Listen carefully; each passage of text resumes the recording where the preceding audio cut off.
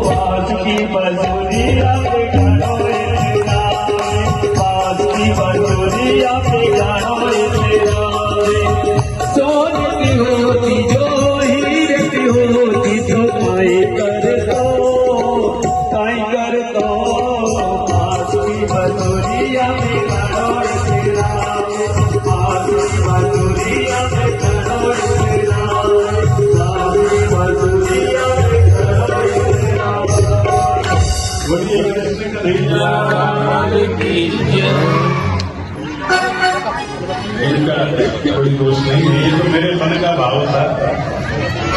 क्योंकि जब मैं इनको कहता हूँ कि हमको ये भजन बड़ा प्रिय है, तो नृत्य सुनते हो ना, मुझे भी नहीं आता पूरा, लेकिन मैं मुक्त हो जाऊंगा।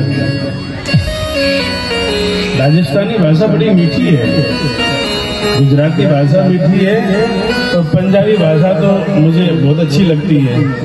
फोन उठाते ही हमारे ये पाला भैया और वीर जी दसो की गल है, तो मुझे बड़ा मजा आता है, आनंद आता है सुन के कि वाह। तो बड़ा सुंदर भाव है।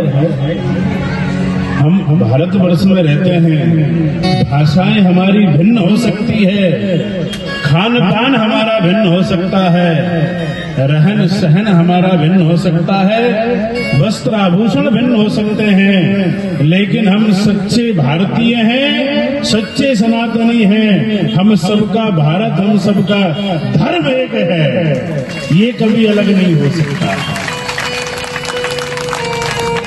भगवान जब इतना सुनते हैं तो मन ही मन मैया रुक्मिणी, क्योंकि रुक्मिणी मैया साक्षात लक्ष्मी है। कार्यकर्ता लोग ध्यान दें, समय की अपनी सीमा है। ठीक है, आज भगवान का विवाह है तो कथा आधा घंटा ज्यादा चलेगी, कोई बात नहीं, किंतु भगवान रुक्मिणी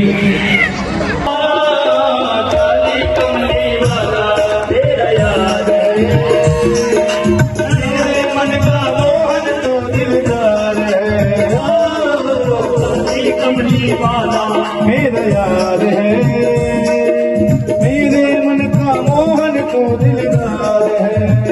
तू मेरा याद है, मेरा दिलदार है। तू मेरा याद है, मेरा दिलदार है।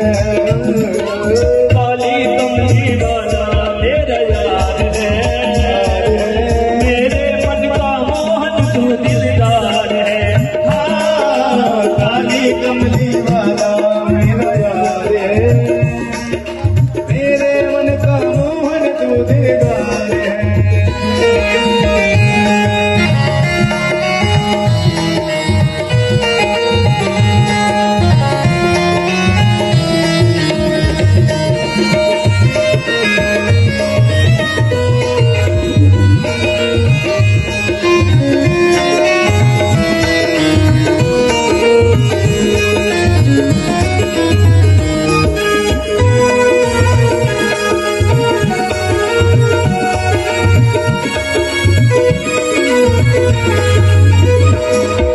मनमोहन में तेरा दीवाना गाओ, बस अब यही तराना गाओ, बस अब यही तराना गाओ, बस अब यही तराना। मनमोहन में तेरा दीवाना गाओ, बस अब यही तराना गाओ, बस अब यही तराना गाओ, बस अब यही तराना। श्याम सलोने मेरा तू दिलदार है, श्याम सलोने तू मेरा कलम पुंडरीकाक्ष मंगलाय करो हरे।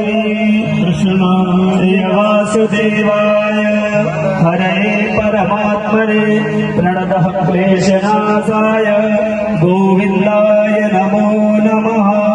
हरि ओम भद्रं कर्णेत् शृणुयाम देव भद्रं पश्येमाक्षव्रजत्राः स्थिरैरङ्गैस्तुष्टुवागुंसस्तनु विवशेमहे देवहितं जदायुः।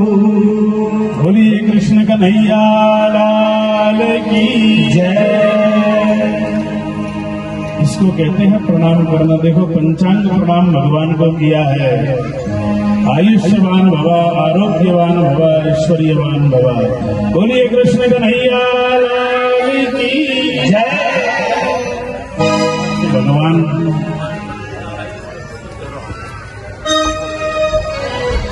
के दिव्य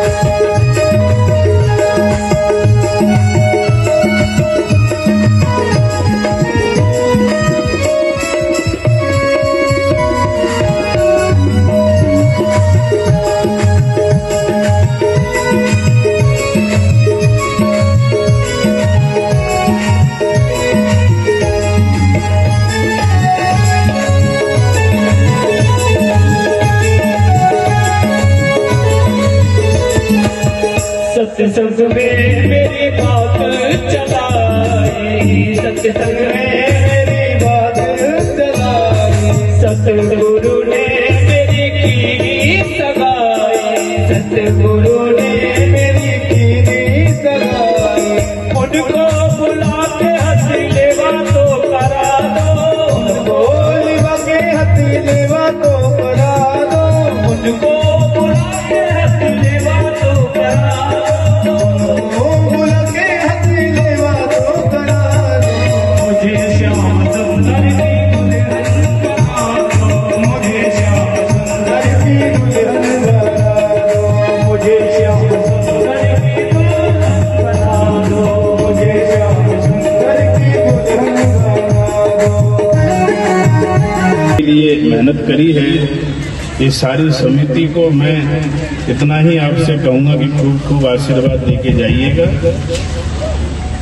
बोलिए कृष्ण कन्हैया लाल की ਸਾਡੇ ਵਿੱਚ ਸਾਡੇ ਬਹੁਤ ਹੀ ਸਤਿਕਾਰਯੋਗ ਪੂਰਨ ਕੈਬਨਿਟ ਮੰਤਰੀ ਸ਼੍ਰੀ ਤ੍ਰਿਕਸ਼ਨ ਸੂਦ ਜੀ ਉਹ ਪਧਾਰੇ ਨੇ। ਸੋ ਸਾਰੀ ਟੀਮ ਵੱਲੋਂ ਇਹਨਾਂ ਦਾ ਬਹੁਤ ਬਹੁਤ ਧੰਨਵਾਦ। ਮੈਂ ਤੇ जोड़ी का जवाब नहीं, दूल्हा बने नंदलाल की जोड़ी का जवाब नहीं, कि जोड़ी का जवाब नहीं, कि जोड़ी का जवाब नहीं, कि का जवाब नहीं, कि जोड़ी का जवाब नहीं। दूल्हा दूल्हा दूल्हा बने सरकार की जोड़ी का जवाब नहीं, दूल्हा बने नंदलाल जोड़ी का जवाब नहीं।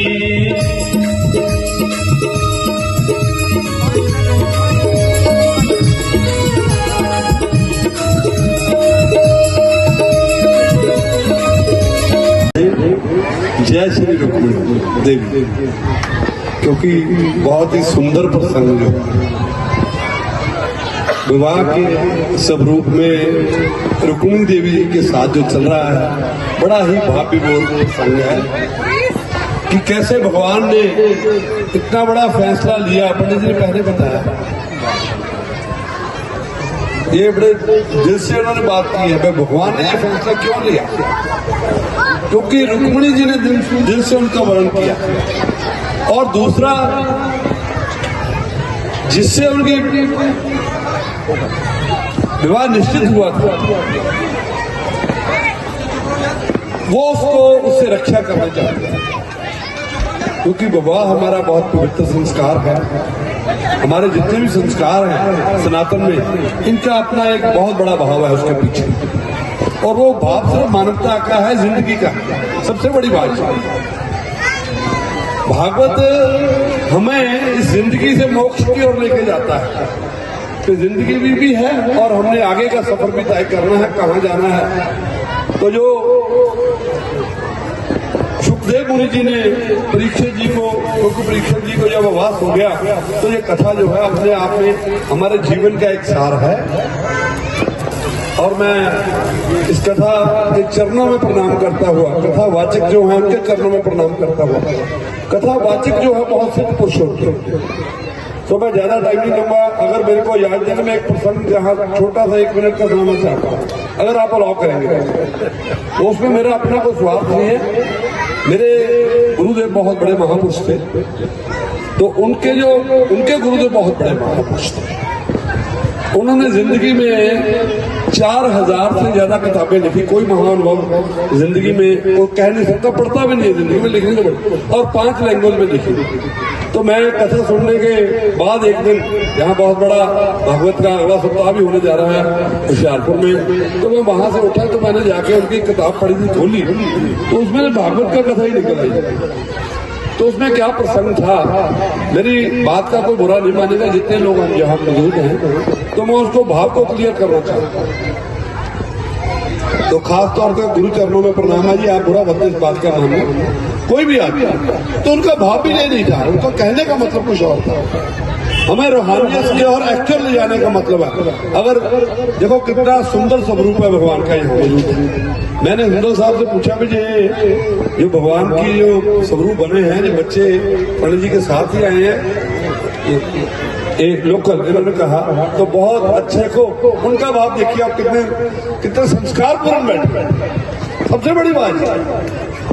और उसमें कथा में क्या निकला उस दिन, एक राजा हर साल भागवत की कथा करता है, तो उसके जो उस टाइम पे पंडित जी कथा सुनाने वाले थे भागवत की, वो भी बड़े अपने ढंग से सुनाते थे कथा हर साल। तो ऐसे 25 साल निकल गया जी कथा को लगातार, सिल्वर जुबली हो गई मतलब। तो 26वां साल आया तो राजे के मन में कोई परेशानी चल रही थी।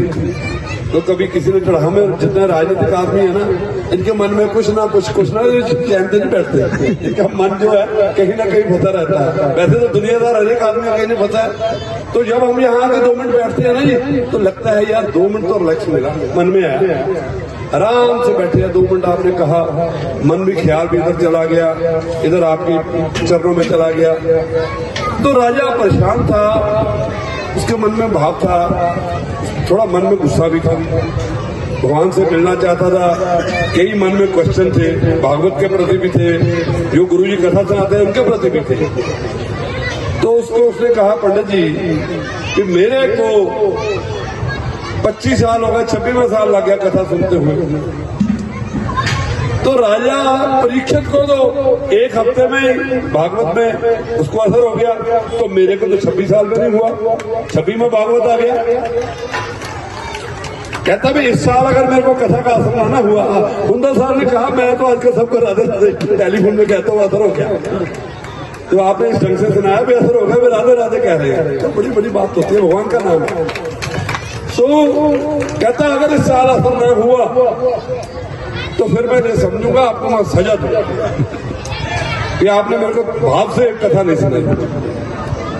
तो अब पंडित जी भी घबरा गए, और जब घर पहुंचे हैं तो खाना आगे रखा, परिवार ने, बेटी थी, वो सिद्ध पुरुष थी, अलौकिक आत्मा जो अलौकिक होती है, ये ऐसे नहीं कोई भी जुड़ता है, ये हमारे कई जन्मों का साथ चलता है हमारे साथ। तो उसने खाना रखा, तो उसने खाना नहीं खाया। कहती पिताजी क्या बात है? कहता ये बात है कि राजे का मूड बहुत खराब है, पता नहीं कल क्या सजा दे, को पता थोड़ी देश निकाला ही देते, कहीं और सजा देते, कभी फांसी पे लटका दो, क्या पता है इसका कब आपका पता, राजे थे। सो उसने कहा कोई नहीं, आप पिताजी खाना खाओ, आप उसको राजे को कहो कि मेरी एक गुरु है, वो आपकी जो क्यूरियोसिटी है, मेरे को असर क्यों नहीं हो रहा, 26 हो गए भागवत, तो मैं उनके पास, आप उसके पास चलना पड़ेगा। उसके लिए कंडीशन ये भी आप दोनों को अकेले आना पड़ेगा वहां। तो पंडित गया, फिर राजा को कहा जी बात तो आपकी ठीक है, तो एक हमारी गुरु है, मैं उसको भी मानता हूँ, वहां जंगल में है यहाँ से, पर वहां कंडीशन यह है कि कोई हमारे गनमैन वनमैन साथ में सेनापति नहीं जाएगा, अकेले जाना पड़ेगा वहां चरणों में। राजा ने अब बात मान ली। अब मरता क्या ना कहता, क्यूरियोसिटी तो हर एक आदमी के अंदर होती है, भगवान से मिलने के लिए हम सब लोग तड़प रहे हैं किसी न किसी रूप में। मैं माता ही नाच रही थी, किस रूप में नाच रही, इसीलिए इनके मन में भाव है। तो उस भाव से, जितने भाव से ये माताएं कथा सुनती है, बहनें कथा सुनती है, शायद भाई नहीं सुनते, ये भी पक्की बात है। तो वो चले गए जंगल में, आप बिना उसके चले गए, तो उसने झोंपड़ी उसकी बेटी के वहां तपस्या करती थी, 30-32 साल की उसकी उम्र थी, शादी नहीं कराई थी। तो जब पहुंचे हैं तो उन्होंने कहा भाई देवी नमस्कार किया, कहती अच्छा ठीक है, फिर जैसे जैसे मैं कहती हूँ वैसे वैसे मानना पड़ेगा। कहते जी ठीक है। तो 2 वहां पेड़ तो जंगल में थे ही, पेड़ थे, कहती वहां दोनों खड़े हो जाओ। अपने बाप को भी कह दिया और राजा को भी कह दिया, दोनों को खड़ा कर दिया, और अंदर से 2 रस्सियां लेके आई, बड़ी मजबूत रस्सियां। कहती पेड़ के साथ खड़े हो जाओ। मैं जैसे कहती पहले प्रॉमिस कर चुके थे, पहले उसने अपने बाप को कस के बांध दिया, फिर राजे को कस के बांध दिया। अब कस के बांध दिया, वो तो नतमस्तक थे दोनों ही उस वक्त टाइम पे। अंदर से 2 कोड़े लेके आए। अब जो कोड़े आए तो पहले नंबर आया राजे का, उसको एक कोड़ा पड़ा, कहता है देवी मर गया, नहीं मर गया। आप कहते हो कि 26 साल भागवत सुनते हुए मेरे पे असर नहीं हुआ, भाई आपने इसको शुक्रदेव मुनि माना क्या? आपने ये माना भी ये शुक्ल मुनि है, आपके मन में कभी भाव आया? वो आप उसके बाद जो आपने जब कहता नहीं देवी तो कहते फिर तेरे को असर कैसे होगा? असर हो ही नहीं सकता, ये तेरे को मानना पड़ा। ऐसे उसका 2-3 कोड़े पड़े हैं, राजा निडाल हो गया। और जब निडाल हो गया उसको 2-3 क्वेश्चन हुए, कहते भी तू तो रास रंग नर्तकी सब में डूबा हुआ है, उससे निकल नहीं पाता, भगवान से जुड़ता नहीं, तेरे को असर कैसे? अब ना निडाल हो गया, उसकी बस हो गई। उसके बाद अपने बाप का नंबर पंडित जी का, उसके भी एक बड़ा, तो कहता हाय देवी मर गया। कहते मर गया? आप अपने आप को शुक्र मुनि समझते हो क्या? क्या आपने कभी ये भाव आया कि मैं इसका उद्धार करूं? आप तो अपना पेट पाल रहे हो, आप तो कथा सुना के भगवान से नहीं जुड़े, आपने साधन नहीं किया, आपकी कथा का असर कैसे होगा? सिर्फ सुनाने से नहीं होगा, आपका भाव भी बहुत चाहिए। ऐसे 2-4 कोड़े उसके पड़े तो वो भी निडाल हो गया। तो जब उसके पड़े हैं दोनों के, तो अब उनको थोड़ा होश था, तो कहते हैं देवी अब हमें खोल दे। कहती क्यों खोल? बाय बाय टाटा, मैं जा रही हूँ। अरे देखो आप जरा इधर बंदे रहो। तो कहते नहीं जंगल में वो खा जाएगा आके। कहते नहीं, कहती आप बंधे हुए हैं, आप अंदर से बंधे हुए, आपको कौन खोले? भागवत तो खोलने के लिए है, ये हमारे बंधन खोल रही है, हमें इस बंधन को खोल रही है, तो उन बंधनों को खोलने के लिए तो उसका मकसद ये है स्टोरी का, और कोई मकसद नहीं है। कहने का मतलब है सुनाने वाले का भाव, सुनने वाले का भाव, ये उसमें निर्भर करता है। तो शास्त्र तो ये कहते हैं कि जिसको आपने गुरु धारण किया है, वो जो उसको मानने वाला, गुरु को मानने वाला है, वो तर जाता है। गुरु चाहे कुछ भी हो, मानने वाला तर जाता है। मन से मानना पड़ता है। तो मैं माफी चाहता हूँ गुरुदेव, तो खोसला जी बैठे शायद मेरी बात का कहीं वो बुरा ही नहीं मान जाए, तो मेरे कहने का मतलब ये था कि हमें सबको भावपूर्ण, सुनाने वाले भी भावपूर्ण है, सुनने वाले भी स्वरूप बैठे हैं भगवान के, खुद है हमारे शास्त्रों में। भगवान जब ये हम इनको बनाते हैं स्वरूप को, अब अभी